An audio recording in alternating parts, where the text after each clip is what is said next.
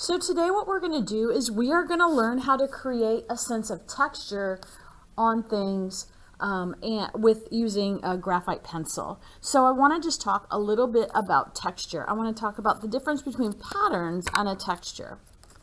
So I think a great one artwork to look at is this artwork by Juan Gris. It's called Guitar on a Table, and you can kind of see the shape of the guitar. And he kind of uses these patterns to fill up and activate areas and make them more interesting.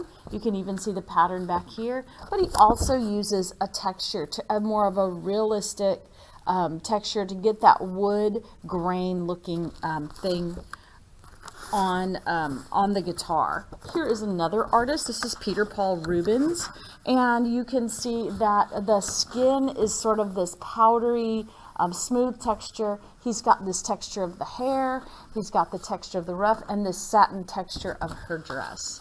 So he really uses different textures to create different zones in the painting and to give you the illusion of how something might feel to the touch.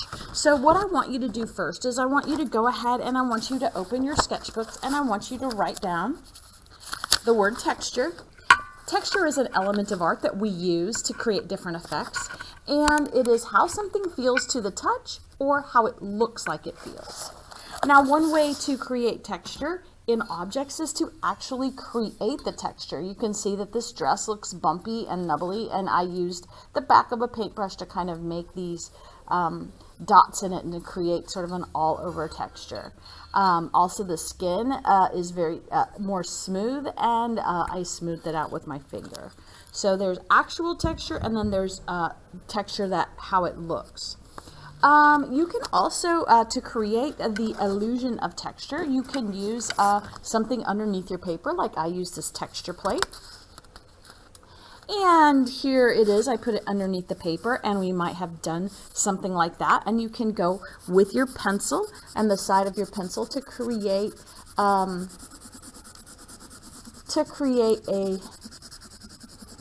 texture.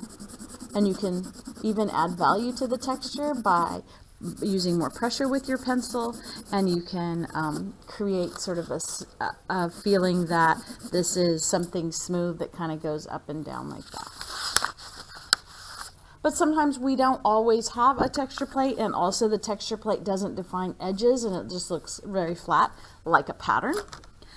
So I want you to use this piece of paper, and this is kind of a tutorial on how to draw textures. And when you're drawing textures, you're going to follow frogs, okay? You're going to fill in the area. Let me push this a little closer.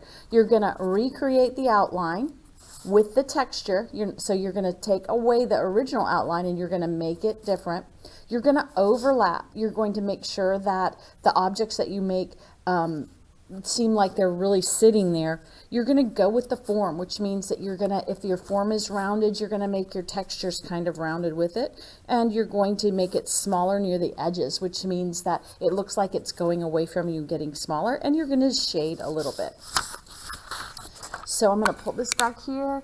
What I'm going to do now is I'm going to show you the activity that I want you to do. You're going to go to a clean page in your sketchbook. Let me go ahead and do that. And what I did here was I traced my hand and I started to do some textures on each thing. So let me go ahead and find the clean page. I'm going to go ahead and trace my hand.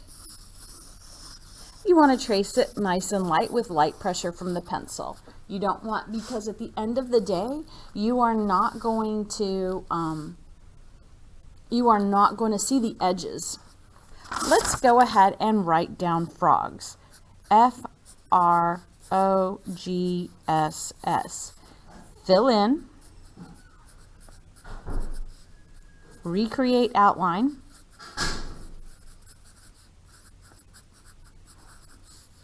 Overlap.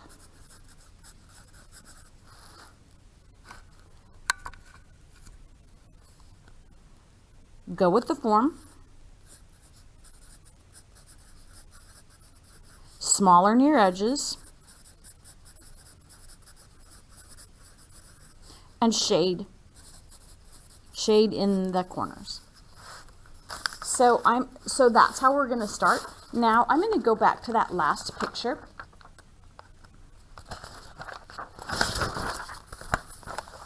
And I'm going to show you how I created this leafy texture. Okay, let me make sure it's...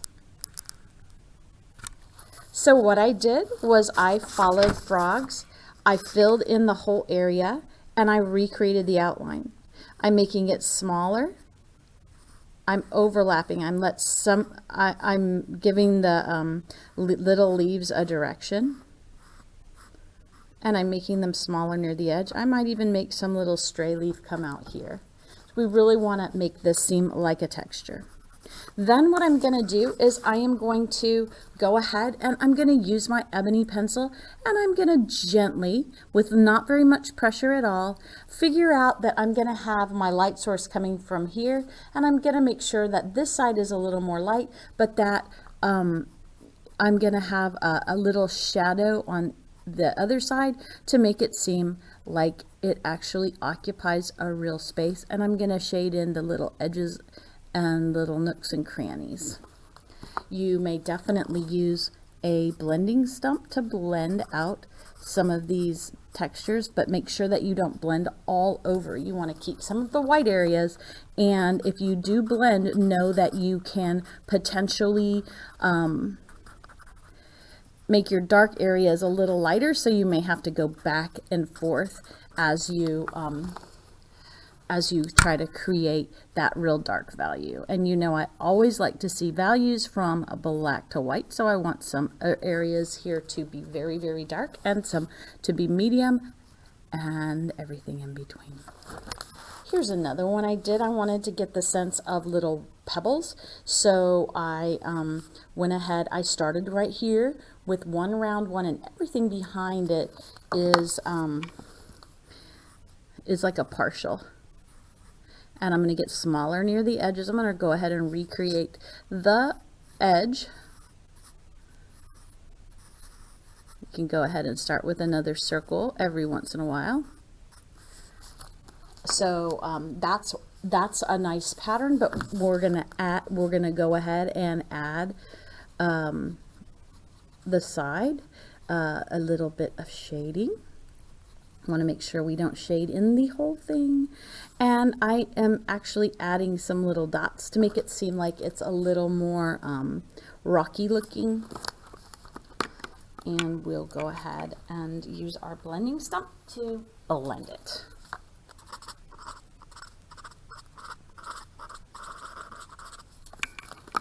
And you can do the same thing. I was kind of going for a wood texture. I don't know how successful I was, but here's another one. I kind of did a rope texture, and I was in the middle of shading. Sometimes we'll shade with a lighter color pencil, some with the dark. But basically almost every single piece is going to be shaded, and you want to make sure you get all of those really nice nice values in there. I'm gonna make all of this side kind of a darker value and let some of the lighter values come here. So for this one, I made little dots like this. It almost kind of looks like my finger kind of disintegrated a little bit. Kind of nasty actually, but what are you gonna do? It happens. Hopefully not to any of us. But it's, the hand is just a form, you know, to help us explore making some different kind of textures. So there you go. There's also some great textures here on your sheet, and so you're going to go ahead and make 5 distinct and different textures. Remember, it's different than pattern. We use a special way to do that.